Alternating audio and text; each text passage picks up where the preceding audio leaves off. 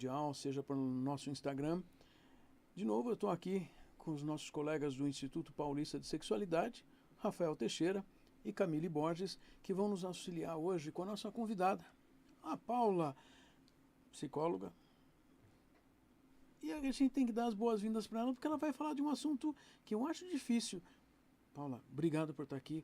É bastante importante nós trabalharmos essas questões aqui na rádio. E é importante que você traga essa contribuição. Eu quero agradecer você dispor esse tempo. Puxa, obrigado mesmo. Eu aqui agradeço o convite de vocês para participar e falar desse tema que é um tema difícil. Ah, é? Rafael, qual é o tema que ela vai falar? Já vamos perguntar e vamos começar. Lá, bem, boa noite a todos, as pessoas que estão assistindo e ouvindo a gente. Boa noite, Paula, agradeço pela presença. E eu queria começar te perguntando, né? A gente vai falar sobre adolescência e abuso sexual. Como é que a gente pode entender o que é abuso sexual? É importante a gente levar em conta também essa fase de vida peculiar, onde o desejo de pertencimento aos pares é bem importante, onde a gente começa, geralmente, as nossas experiências aí sexuais, afetivas, românticas. E dentro desse contexto, a gente precisa levar em conta a existência de um momento difícil, né? Onde a pessoa, ela é, então, de uma forma coercitiva, acaba por ter ali o seu envolvimento, ter ali um envolvimento com conteúdo sexual que ela não estava preparada, que ela não consentiu, que ela não gostaria de estar participando. Então, o abuso sexual, ele acaba sendo esse momento onde você é exposto a um conteúdo que você não está disponível, disposto ou querendo vivenciar isso. É que você falou também duas outras coisas, não é? Não estar preparado, mas também sob uma circunstância coercitiva. Isso, é uma... O que é isso em coercitiva? Porque às vezes parece que a gente usa algumas palavras que precisam... Coercitivo é você ser obrigado de alguma forma a participar disso por uma ameaça grave, muitas vezes, de divulgação, de humilhação, mas também de vida também, né? Pode haver ali o uso de algum tipo de instrumento que possa, de verdade, machucar essa pessoa, até mesmo tirar a vida dela. Uau. Bem, Paula, eu queria começar pensando junto com você essa questão. A gente está falando da adolescência, que já é uma fase de mudança, né? Uma fase de, acho que muito aprendizado sobre si, uma fase em que a gente acaba descobrindo coisas que a gente gosta e não gosta. Então a gente está falando de uma fase que eu posso entender como vulnerável a algum tipo de abuso, né? Sim. E nesse caso o abuso sexual, que é uma fase de desenvolvimento que ela precisa de cuidados, né? Exatamente. A gente precisa estar atento a esse desenvolvimento. Os pais, eu peço que eles fiquem bem atentos a mudanças bruscas de comportamento nos adolescentes. Isso pode ser um sinal de que ele está sofrendo algum tipo de ameaça, né? E que ele está vivenciando coisas difíceis e ele às vezes nem tem condições de entender o que está acontecendo, né? A gente tem aí algumas histórias emblemáticas, né? A gente tem ali Simone Biles, a gente tem os nossos atletas ginastas aqui do Brasil, que passaram por essa situação com pessoas que deveriam protegê-los, né? Que deveriam dar ali condições para que eles se desenvolvessem bem o seu atletismo ali. Mas, no entanto, o que acontece, né? Essas pessoas traíram a confiança tanto desses jovens quanto dos pais, dos cuidadores, né? E envolveram essas crianças numa situação bastante difícil. Esses são os casos que, às vezes, a cultura do silêncio fica, o jovem não entende muito bem se aquele comportamento deveria ou não estar acontecendo. Às vezes é o profissional médico, às vezes, ele tem uma liberdade de avaliação, de exame, que pode dar margem para dúvida, né? A gente tem ali um técnico que ganha a confiança desse jovem, que, de alguma forma, promove ganhos dentro daquele atletismo, e isso faz com que ele, de alguma maneira, se sinta confiante naquela pessoa. E difícil processar, às vezes, coisas que não são condizentes a isso. Acho que é um ponto importante. Uau. Camille, você percebe que ela falou de uma coisa que está acontecendo agora? Quer dizer, sim, um agora, assunto bem recente. Nós estamos falando das Olimpíadas no meio da... E você citou pessoas que já vieram a público para contar que receberam abusos de pessoas em quem elas confiavam, de quem elas dependiam.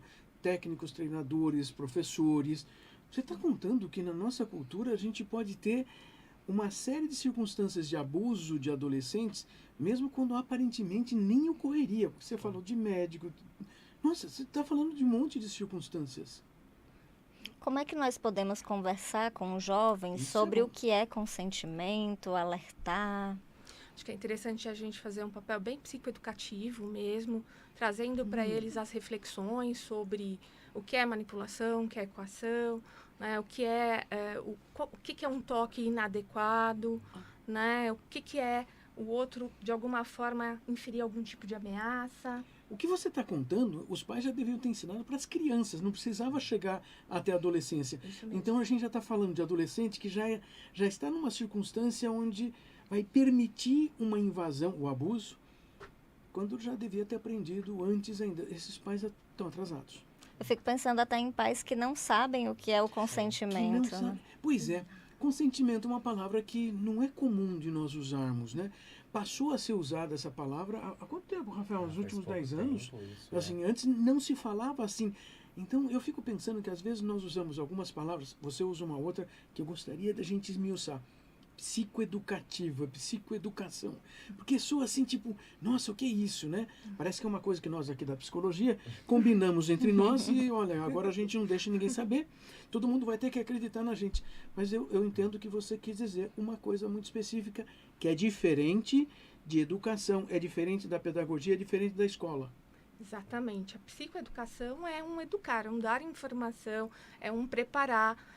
Geralmente elas são feitas por exposição dialogada, então permite bastante troca entre as pessoas, né? E essas trocas vão ser importantes, porque o outro só vai ficar à vontade de te contar alguma coisa que está acontecendo, que ele não está entendendo muito bem, se ele se sentir num ambiente seguro. Quer dizer, você está promovendo um fazer, também fornecendo um saber, mas querendo entender como essa pessoa sente e como que ela aprende com o que ela sente lidar. Nossa! Eu acho que é importante também que o adulto pense, né, quando ele vai conversar com a criança ou com o jovem, que para quem é pai ou para quem é mãe, para quem é tia, como eu, que existe uma distância entre aquilo que eu quero que o meu filho, o meu sobrinho, o meu neto viva e aquilo que ele vai viver de fato. Então, se eu vou fornecer informação, que eu não forneça baseado naquilo que eu gostaria que acontecesse. Sim, isso é muito importante, porque fazendo dessa maneira que você descreveu, você deixa mais vulnerável a algumas práticas que são inadequadas e ele não vai ter a crítica, o questionamento para isso, né? Isso é muito importante. Uma outra coisa que eu queria colocar também, que eu acho que é importante, eu falei dessas pessoas de fora de casa, mas às vezes esse abuso acontece dentro de casa. É verdade. E acho que é o que a gente mais tem, né, de dados hoje, a Paula, maioria. são relatos de adolescentes e pessoas adultas que vieram a reconhecer abusos de pessoas da família ou pessoas muito próximas a essa família e da convivência dessa criança adolescente, né? Então acho que a gente... isso que a Camille falou pra mim é muito precioso, né? Eu tenho medo de que algo aconteça e eu previno não falando. Exato. Mas eu não, muitas vezes, compreendo que isso acontece dentro de casa. Exato. E aí essa criança ou esse adolescente não reconhece algo porque também não foi ensinada a reconhecer um abuso. Né? Então, daí a importância da gente fazer uma educação sexual nas escolas, né? Ter aí esse caráter educativo, informativo e também de espaço para que se possa, então, tirar o véu dessas situações, né? Existe uma cultura do silêncio dentro de casa, né? Muitas vezes a gente escuta de pacientes até adultos que na adolescência ou na infância vivenciaram abuso e foram invalidados, né? Eu acho que isso é interessante da gente pensar. Ou seja, ninguém acreditou, ninguém cuidou.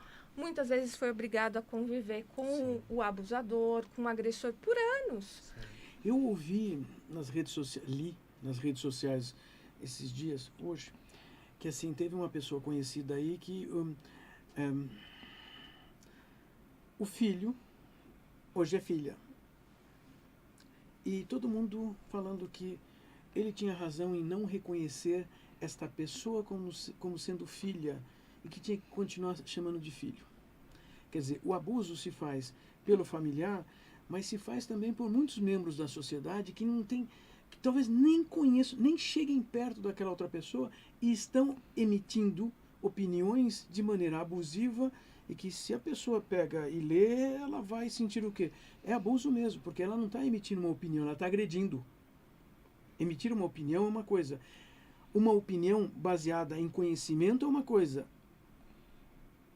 Mas a gente vê muita gente abusando, usando opiniões do tipo, mas é isso mesmo, eu acho isso. E nós estamos aqui discutindo essas questões com colegas de profissão, com profissionais de saúde, para que nós tenhamos uma ideia da diferença entre uma opinião pessoal e uma opinião científica. Ou seja, quando a Paula, uma psicóloga, vem aqui conversar com a gente, começa a falar sobre abuso, ela está contando o que é o abuso e que nós reconhecemos enquanto abuso porque produz efeitos negativos nas pessoas. A Carla enviou uma pergunta aqui para a gente. Epa. Paula, querida, como falamos que o abuso e a violência podem acontecer dentro de casa, no local onde a criança e o adolescente deveriam estar em segurança?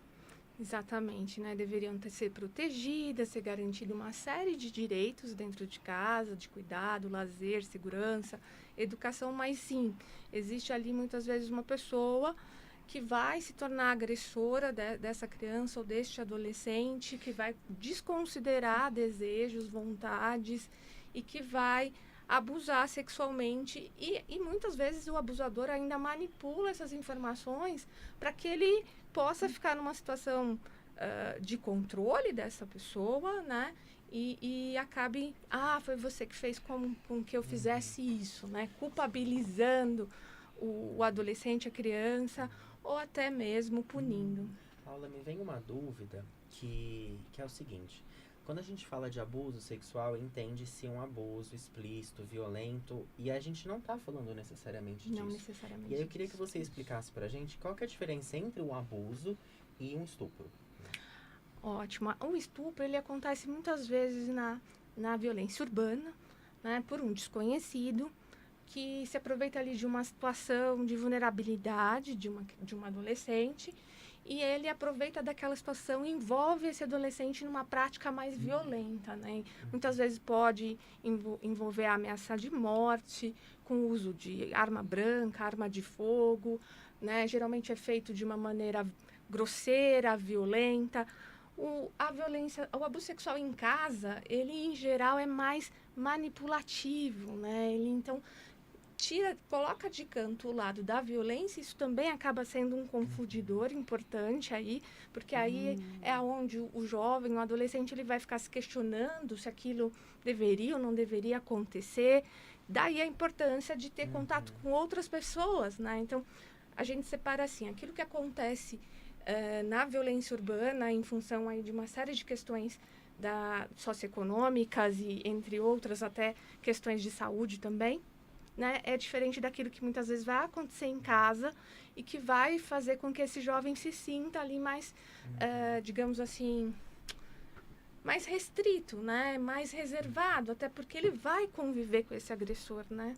E aí me vem uma reflexão, Paula, que é, a gente está falando então de abuso que não é algo que precisa ser necessariamente físico e explícito. Não necessariamente. Então, por exemplo, expor esse adolescente a uma pessoa que esteja nua, ou essa pessoa ficar acariciando os próprios genitais sem que o adolescente encoste nela, isso ou sim, mostrar também. isso também é um abuso. Isso né? também Ou qualquer tipo de situação que vá coagir esse adolescente a sentir-se intimidado, com medo. Então, tudo isso se caracteriza enquanto abuso sexual e não existe necessariamente esse contato físico, que muitas vezes é o que as pessoas entendem, se não houve contato físico, não houve abuso. E isso não é verdade. Isso não é verdade. Expor a conteúdo sexual inapropriado para a fase de desenvolvimento é sim um abuso.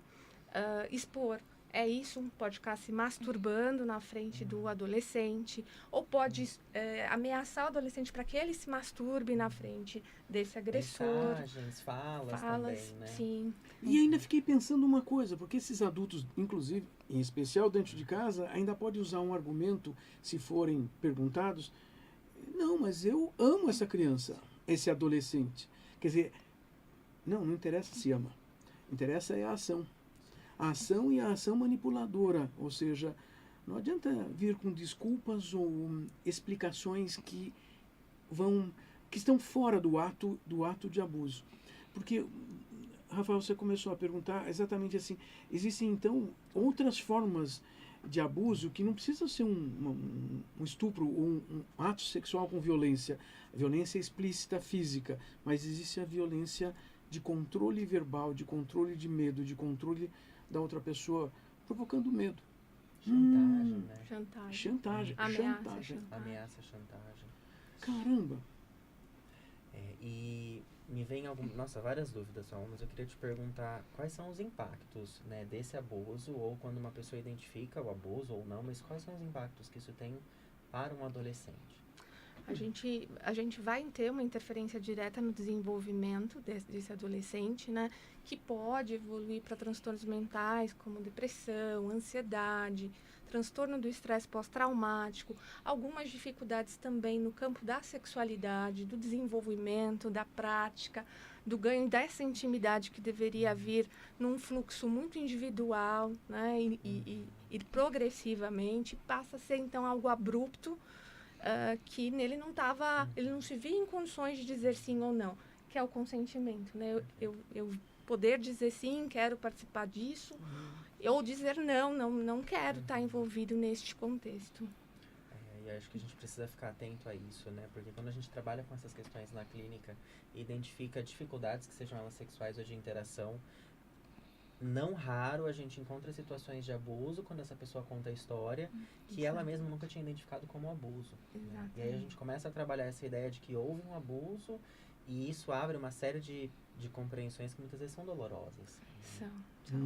Por isso esse ambiente seguro, né? Esse ambiente sem julgamento, esse ambiente que dá conta dessa intensa emoção, vai ser bastante importante, né? A validação que o psicólogo consegue dar para esse cliente vai ser muito importante para essa superação. Inclusive, existem pesquisas que discorrem sobre quando esse jovem conta o abuso e é acolhido, recebe ajuda, a probabilidade é que essas consequências na vida adulta, por exemplo, e ao decorrer da adolescência diminuam. Mas quando ele conta e ele escuta, não vamos mais falar sobre isso, não toca nesse assunto, aí as consequências tendem a ser mais catastróficas, né? Duradouras. A gente precisa conseguir estimular as famílias a falarem sobre essas situações, para as famílias entenderem, adolescentes, pais, irmãos, tios, todos precisamos entender que muitas vezes estamos fazendo uma coisa que às vezes chamamos de piada, né? E que é um abuso, que é uma situação de colocar o outro abaixo e numa condição desconfortável, usando contextos de sexualidade. Caramba! Mas, se nós vivemos uma cultura assim, aonde nós precisamos começar para mudar essa cultura? Já sei que não é fácil. Nem um pouco. Acho que começa com a gente olhando mais para as questões da fase de adolescência, tentando entender o que a gente precisa prover para esses jovens, para essas crianças, eu diria até, que ajudaria eles a conseguirem, por exemplo, buscar ajuda, fazer denúncias, contar coisas inadequadas que possam estar acontecendo em ambientes como escola, né? Muitas vezes, ou quando acontece dentro de casa, conseguir pedir ajuda na escola. A escola acaba sendo um canal bastante importante, assim como os consultórios, assim como numa consulta médica, isso pode aparecer e assim é uma chance que esse jovem tem de conseguir ter apoio, ajuda e sair do contexto da violência, né? Do abuso em casa, por exemplo. Né? Acho que esse é um caminho muito interessante e vai ser pela prática educativa mesmo, né? Educar as pessoas para saírem desse olhar muito centrado no adulto e ir para um olhar muito mais centrado nas necessidades de crianças e adolescentes e também pensando aí também como a gente pode contribuir para essas crianças e esses adolescentes tenham acesso o mais rápido possível a alguma forma de ajuda. Né? Acho que isso é bem importante. Eu acho que me vem muitas coisas, né? Enquanto a Paula fala que eu acho que são necessárias a gente refletir, mas o quanto essa compreensão de não é trabalhar necessariamente o abuso, mas entender a importância da escola, a importância da educação, da educação sexual, a importância de desenvolver um ambiente que é seguro para conversar de assuntos que podem ser desconfortáveis, mas são necessários, né? Porque que nem a Camille falou, essa coisa de se eu não falar sobre, eu estou prevenindo o meu adolescente. Não. Né? Eu só estou fechando uma porta de diálogo que precisa existir. Ou até se eu falar de um jeito que seria o mundo que eu quero, né? Você nunca vai beber, você nunca vai ter curiosidade de experimentar alguma substância. E é isso, né? Nós passamos essa meia hora conversando sobre coisas assim que têm uma série de importâncias. Uma é que nós vemos essas pessoas no consultório, né? Sim. Adultos, inclusive, tendo vivido coisas na adolescência, ou antes.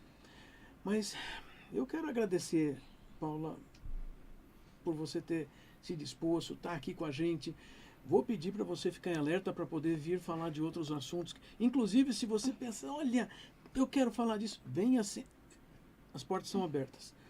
E agradecer a participação da Camille, o Rafael e o Felipe ali atrás das câmeras, porque ele está sempre ali cuidando das nossas redes sociais também. E a nossa produtora, a Carla, que fica cuidando das ideias aí. Gente, obrigado por ter assistido, ouvido. Lembrem-se, sempre, domingos, 20h30, aqui na Rádio Vibe Mundial. Paula, Felipe e Camille, vamos dar as nossas últimas palavras? Vou encerrar lendo aqui uma mensagem importante da Carla. Muitos adultos passaram por abusos e não falaram sobre isso. Hoje foi uma porta para início de conversa. Adorei. Acho que fica o convite, Paula, para mais conversas, porque eu acho que esse é o início de uma conversa necessária, né, que é sobre prevenir situações, sobre informar e sobre cuidar, caso isso tenha acontecido, como é que a gente acolhe esse adolescente, esse adulto, nesse processo de compreensão, né? Sim. Acredito que todos nós somos responsáveis, né, por todos os jovens e adolescentes que a gente tem aqui na nossa sociedade. Então, a gente não pode fechar os olhos e achar que só porque não acontece dentro da minha casa, eu não tenho que ter um olhar ali para o meu vizinho ou para condições que não são positivas e favoráveis para um desenvolvimento saudável, né? Então, acho que assim, olha para o lado, perceba, identifique, denuncie, né? Esse é o caminho. Muito bom. Domingo que vem, gente, olha, nós vamos estar aqui conversando sobre coisas importantes. Participe sempre. Até mais, gente. Boa noite. Você ouviu na Vibe